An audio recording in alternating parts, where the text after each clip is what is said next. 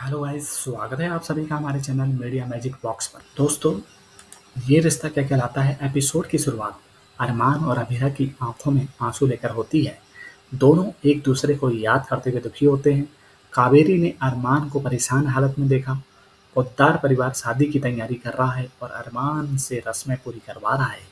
काजल संजय को एक तरफ ले जाकर अभीरा और अरमान के तलाक के मामले में प्रगति के बारे में पूछती है। संजय कहता है कि वह कोशिश कर रहा है। इस बीच संजय ने खुलासा किया कि माधव अस्पताल से गायब है। विद्या यह सुन लेती है और संजय से सवाल करती है। संजय बहाना बनाकर विद्या से झूठ बोलता है। उसे आश्वासन देता है कि माधव जल्दी ही आ जाएगा। विद्या खुश हो जाती है और संजय को धन्यवाद देती है। दूसरी तरफ सीरियल में दिखाया गया है कि माधव को सड़क पर चलते हुए दिखाया गया है। वह एक आदमी से तारीख के बारे में पूछता है और उसे पता चलता है कि यह अरमान और रूही की शादी का दिन है। यह सुनकर वह बेचैन हो जाता है और एक ऑटो किराए पर लेता है, लेकिन ड्राइवर उसकी मदद करने से इनकार कर देता है। दूसरी तरफ अबीरा अपने हाथ पर हल्दी का रंग देखती है और उसे हटाने की कोशिश करती है। वह अपनी किस्मत पर हैरान होती है और कहती है कि अरमान रूही से शादी कर रहा है, लेकिन शादी की सारी रस्में उसके साथ हो रही है। अबीरा भगवान से प्रार्थना करती है कि उसकी भावनाओं के साथ खेलना बंद करे। क्रस सुझाव देता है कि अरमान मसूरी जाए और अबीरा को वापस घर लाए। आर्यन और कियारा भी उसे अबीरा को न जाने देने के लिए प्रोत्साहित करते हैं, क्योंकि उसके बिना उसका जीवन अधूरा है।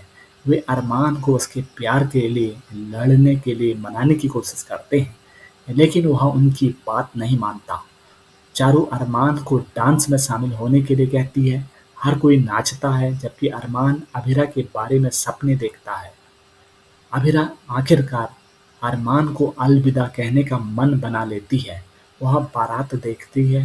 अरमान को जमीन पर उसकी चूड़ी मिलती है।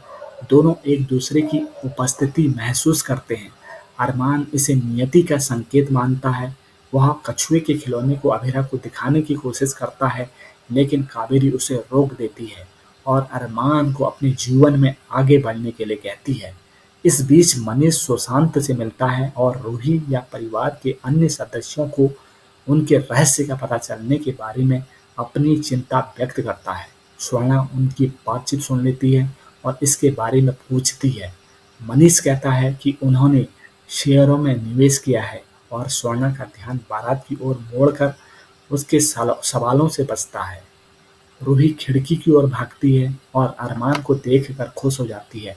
वह नील और आरोही की तस्वीर के पास जाती है और उनका आशीर्वाद लेती है। हालांकि दिया बुझ जाता है, जिससे रूही दुखी हो जाती है। वह खिड़की बंद कर देती है।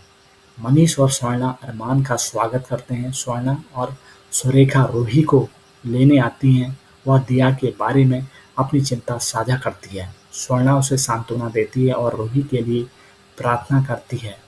सुरेखा संकेत देती है कि शायद रूही गलत चीज मांग रही थी और उसकी माँ ने उसे सही रास्ता दिखाया। अरमान अभीरा के विचारों को दूर नहीं कर पाता है। वह अभीरा को संदेश भेजता है और जो अरमान का नोट पढ़ने के बाद बस रोक देती है। विद्या अरमान की खातिर शादी में उससे मिलने की उम्मीद में माधव से संपर्क करने की कोशिश करती है। संजय जज को फोन करता है और उसे पता चलता है कि अभीरा और अरमान के अलग होने में अभी 2 हफ्ते और लगेंगे। काजल कहती है कि यह शादी अब नहीं हो सकती और इसे रोकने के लिए आगे बढ़ती है। हालांकि संजय उसे ऐसा करने नहीं देता। मनीष अरमान को स्टेज पर ले जाता है। रूही भी उनके साथ होती है। अरमान और रूही माला लेते हैं। रूही को आश्चर्य होता है कि अरमान खुश क्यों नहीं है। जैसे ही वह अरमान को माला पहनाना शुरू करती है, अरमान कहता है कि वह अभीरा से प्यार करता है और रूही चौंक जाती है। तो दोस्तों, यह थी टीवी सीरियल ये रिश्ता क्या कहलाता है एपिसोड की आज की कहानी। तो दोस्तों, आपको यह कहानी कैसे लगी हमें लाइक और कमेंट कीजिए और हमारे चैनल को सब्सक्राइब कीजिए। मिलते हैं एक नई वीडियो के साथ। तब तक के लिए नमस्कार, धन्यवाद।